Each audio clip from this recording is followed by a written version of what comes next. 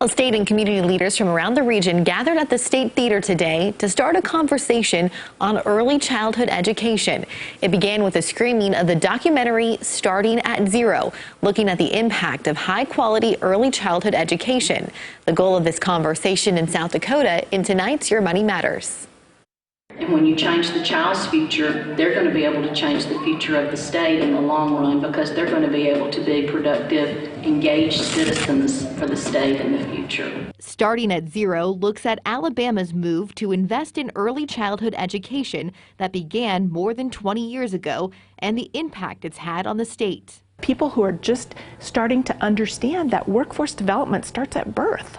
Sioux Falls Thrive and other organizations say the solution to workforce begins with childcare, which can help build a highly educated workforce in the long term and provide incentives for companies looking to add employees right now. Looking at your portfolio of benefits, think about what's going to be meaningful to a working mom and a working dad.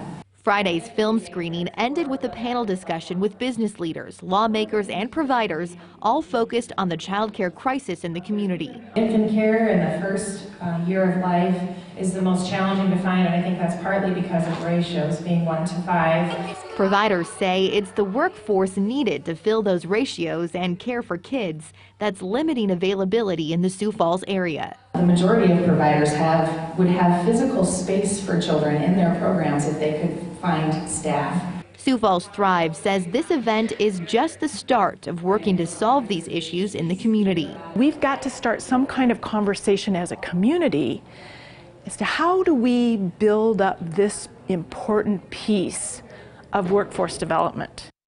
Now, if you would like to join the conversation on finding child care solutions in Sioux Falls, we provided contact information with this story on KELOLAND.com. There's also a link for where you can stream the documentary Starting at Zero online.